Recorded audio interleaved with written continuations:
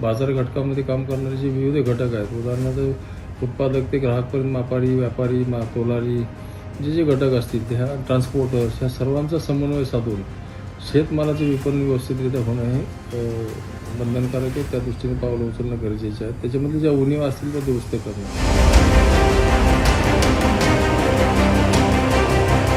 त्या शेतकऱ्यांना त्याचं पेमेंट वेळेत मिळणं, त्यासाठी त्यात डिजिटायझेशन आणणं, की ते डिजिटल पेमेंट त्याला कसं होईल त्या पद्धतीने आपण त्या एक प्रणाली निर्माण करणं गरजेचे आहे.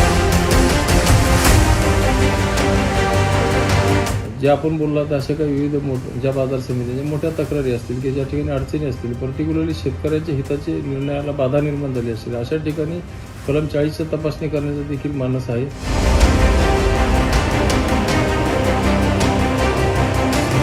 राज्य शासनाचे मार्गदर्शन असेल किंवा त्यांची जी काही भूमिका, सकारात्मक भूमिका, त्याच्यातून पुनर्विकास करण्याचं जे काही कामकाज आहे ते निश्चित लवकरच सुरू होईल.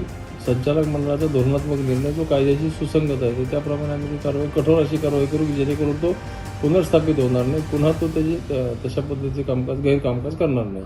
राज्यातील प्रमुख बाजार समित्यांसह मार्केट डिजिटल आणि शिस्तबद्ध करण्यावर भर देण्यात येणार आहे. मुंबई एपीएमसीमध्ये झालेल्या सत्कार समारंभात जरे यांनी पारदर्शक आणि आधुनिक बाजार व्यवस्थेचा रोडमॅप मांडलाय. मुंबई एपीएमसीमधील अति धोकादायक कांदा, बटाटा आणि मसाला मार्केटसारख्या इमारती तसेच रखडलेले प्रकल्प लवकर सुरू करण्यात येणार आहेत.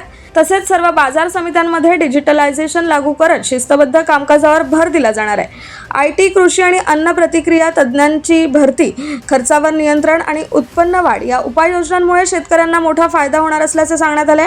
पणन संचालक पदावर नियुक्त झाल्यानंतर शरद जरे राज्यातील बाजार समित्यांमध्ये कोणत्या सुधारणा करणार हे आपण पाहूया या रिपोर्टमधून. संचालक म्हणून काम करत असताना महाराष्ट्र कृषी उत्पन्न विनियमन विकास अधिनियमाच्या अंतर्गत ज्या ज्या तरतुदीचं आहे पालन करणं, उदाहरणार्थ बाजार समित्यांनी आता ज्या काही सुरुवातीच्या काळापासून बाजार समितीची स्थापना झालेली आहे त्यामध्ये आधुनिकीकरण करणं, त्याच्यामध्ये इन्फ्रास्ट्रक्चर वाढवणं. उदाहरणार्थ घ्यायचं म्हटलं तर आता पॅकेजिंगचं किंवा स्मॉल पॅकेजिंगच्या नवीन नवीन धोरण आलेले आहेत जगामध्ये, त्याची जास्त चालती आहे. अशा प्रसंगी ते शेतमालाची गुणवत्ता टिकवणं, त्या गुणवत्तेचं व्यवस्थितरित्या पॅकेजिंग करून शेतकऱ्यांचा माल जो आहे तो ग्राहकांपर्यंत पोहोचवणं. बाजार व्यवस्थेचं मूलभूत तत्व काय आहे तर उत्पादकांना रास्त आणि वाजवी बाजारभाव आणि ग्राहकांना देखील त्याच्यामध्ये किफायतशीर अशा पद्धतीने मिळणं किंवा त्याला सुविधा मिळणं, ह्या दोन्हीची सांगड घालत असताना बाजार घटकामध्ये काम करणारे जे विविध घटक आहेत, उदाहरणार्थ उत्पादक ते ग्राहकपर्यंत मापारी, व्यापारी, तोलारी जे घटक असतील, ह्या ट्रान्सपोर्टर्स, ह्या सर्वांचा समन्वय साधून शेतमालाचे विपणन व्यवस्थितरित्या होणं हे बंधनकारक आहे. त्या दृष्टीने पावलं उचलणं गरजेचं आहे. त्याच्यामध्ये ज्या उणीवा असतील त्या दुरुस्त करणं, उदाहरणार्थ बाजार समितीच्या व्यवस्थापनामध्ये खर्चामध्ये काटकसर करणं. खर्चामध्ये काटकसर करत असताना उत्पन्नाची साधनं केवळ बाजारफी आणि शेष याच्यावरती अवलंबून न राहता हरित ऊर्जा, जसं की सोलार एनर्जी असेल, विंड एनर्जी असेल किंवा इतर काही उत्पन्नाची साधनं असतील, ह्या उत्पन्नाच्या साधनावर देखील बाजार समित्यांनी भर दिला गेला पाहिजे. तेच करत असताना ज्या शेतकऱ्यांच्या छोट्या शेतकऱ्यापासून ते मोठ्या शेतकऱ्यांपर्यंत महाराष्ट्रातील विविध बाजार समित्यांमध्ये रास्त बाजारभाव व मिळालेल्या बाजारभावाचे देखील त्याचा चुकारा किंवा पैसे मिळणे, हे देखील ज्या ज्या ठिकाणी अडचणी आहेत, उदाहरणार्थ विदर्भ मराठवाड्यामध्ये कापसाचे चुकारे देणे, याच्यामध्ये ज्या अडचणी आहेत त्या शेतकऱ्यांना त्याचं पेमेंट वेळेत मिळणं, त्यासाठी त्यात डिजिटायझेशन आणणं, की ते डिजिटल पेमेंट त्याला कसं होईल त्या पद्धतीने आपण त्या एक प्रणाली निर्माण करणं गरजेचे आहे. एवढंच करत असताना पणन संचालक या नात्याने केवळ बाजार समित्याच नाही तर त्यामध्ये ग्राहक संस्था आहेत, त्यामध्ये परत तुमच्या कापसाच्या किंवा इतर शेतमालाच्या प्रक्रिया संस्था आहेत, या प्रक्रिया संस्थांचं देखील सुचारू पद्धतीने संचालन किंवा सहनियंत्रण व्यवस्थितरित्या पार पाडण्याची देखील गरज आहे. त्यामध्ये ज्या उणीवा असतील त्या उणीवा दुरुस्त करून ते देखील प्रक्रिया संस्थांचं मोठ्या प्रमाणामध्ये जाळं निर्माण करणे जी राज्य शासनाची भूमिका आहे, त्या राज्य शासनाच्या भूमिकेनुसार त्या पणन प्रक्रियेचं पुनरुज्जीवन असेल, नवीनीकरण करणं असेल, हे सर्व करण्याची त्या ठिकाणी आपण नक्कीच प्रयत्न करणार आहोत. थेट पणन आणि खासगी बाजार ही जी काही बाजारामधील किंवा विपणन व्यवस्थेमधील जी रिफॉर्म मधल्या काळामध्ये आणली गेली त्यानुसार जी लायसन्स दिली गेली तर त्या लायसन्समध्ये देखील आता काही एक मध्यंतरी दांगट कमिटीचा एक रिपोर्ट आलेला आहे. दांगट कमिटी रिपोर्ट सादर केलेला आहे, राज्य शासनाने तो ऍक्सेप्ट केला की त्यानुसार जो काही मार्गदर्शन निघतील. परंतु माझा व्यक्तिगत मानस असा आहे की ज्या थेटपर्यंतची लायसन दिलेली आहे तिथे व्यवस्थितपणे आज कामकाज करत असताना काही दिसत नाहीत. तर ज्याच्यामध्ये उणीवा असतील, ज्या त्रुटी असतील त्याची तपासणी करणे, प्रसंगी त्याच्या लायसन्सवरती कारवाई करणं, खाजगी बाजाराची त्याच परिस्थितीमध्ये आहेत. आज आपल्याकडे महाराष्ट्रामध्ये नियर अबाउट 125च्या जवळपास खाजगी बाजार बंद अवस्थेत आहेत. फक्त केवळ त्यांना लायसन दिलेले आहेत. तर त्याचा कदाचित गैरवापर होऊ नये, त्यामुळे शेतकऱ्यांची त्या ठिकाणी पिळवणूक होऊ नये, त्याच्या मालाची हेळसांड होऊ नये या दृष्टीने देखील त्यांना स्ट्रीमलाईनमध्ये आणणं, त्यांच्यावरती शिस्त किंवा काटेकोरपणाने कामकाज पाहणे आपल्याला गरजेचे आहे. त्या दृष्टीने मी ते पावलं उचलायला चालू केलेली. आता मुंबईमध्ये सचिव म्हणून काम करत आहे. काम करत असताना या ठिकाणी जो काही माझा कार्यानुभव आहे, जो अनुभव आहे, प्रत्येक ठिकाणचा अनुभव हा समान असेल असं अभिप्रेत नाहीये. कारण त्या ठिकाणची जिओग्राफिकल भौगोलिक परिस्थिती, त्या ठिकाणची शेती उत्पन्नाची परिस्थिती, त्या ठिकाणी येत असणारा माल, त्या ठिकाणी होणारी आवक, ह्या विविध प्रकारच्या वेगवेगळ्या ठिकाणच्या काही परिस्थिती पाहून त्या परिस्थितीनुसार आता ही जे गैरप्रकार जे आपण बोलता ते गैरप्रकार नसतं, त्याला मिसमॅनेजमेंट म्हणून आपण. मिसमॅनेजमेंट इन द सेन्स की त्याच्यामध्ये खऱ्या अर्थाने व्यावसायिक दृष्टीनं जे काही कामकाज व्हायला पाहिजे ते व्यावसायिकीकरण त्याच्यामध्ये न उतरल्यामुळे त्याच्यावरती भर दिला जाईल. शिस्तीचं पालन करण्यामध्ये भर दिला जाईल.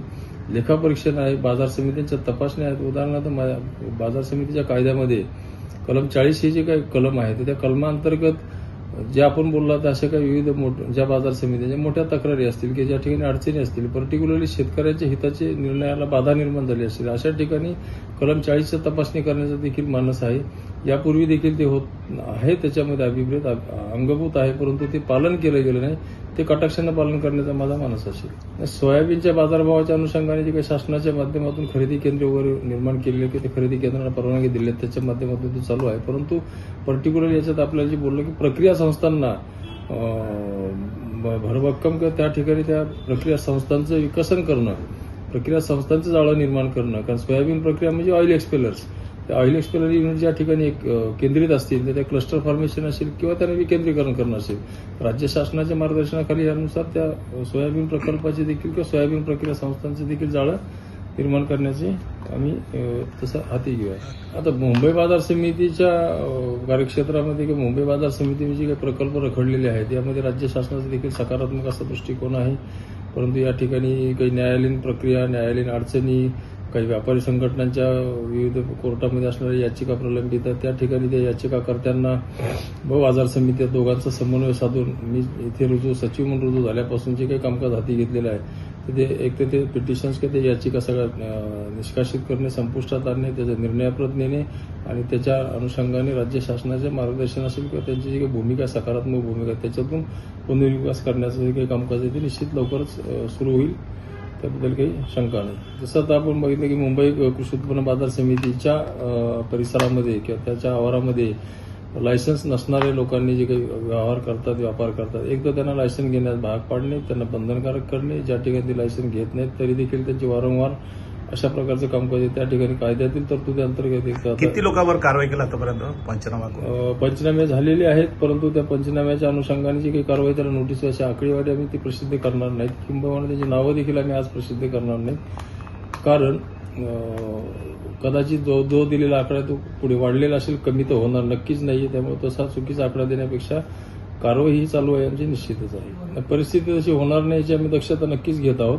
पण याच्यामध्ये लायसन्स जरी आम्हाला त्याचं एखादं रद्द करायचं असेल, तर काही कारवाई करायची असेल, त्यामुळे संचालक मंडळापुढे ते मांडायला लागतं. संचालक मंडळाच्या पुढे मांडून हा विषय निश्चितपणे आम्ही त्याला संचालक मंडळाचा धोरणात्मक निर्णय जो कायद्याशी सुसंगत आहे त्याप्रमाणे आम्ही ती कारवाई, कठोर अशी कारवाई करू की जेणेकरून तो पुनर्स्थापित होणार नाही, पुन्हा तो त्याची तशा पद्धतीचे गैरकामकाज करणार नाही. काही जरी झालं असेल तर पुढे काय काय आम्ही कारवाई प्रस्तावित करत आहोत किंवा करणार आहोत किंवा केलेली आहे किंवा करत आहोत हे आम्ही आज प्रसिद्ध करणार नाही. कारण कदाचित त्याच्यामुळे ते आमच्या कामकाजामध्ये समोरच्याकडून किंवा ज्याच्या विरुद्ध कारवाई करणार त्याच्याकडून अडथळा निर्माण होऊ शक्यता नाकार देणं आम्ही we are not disclosing that.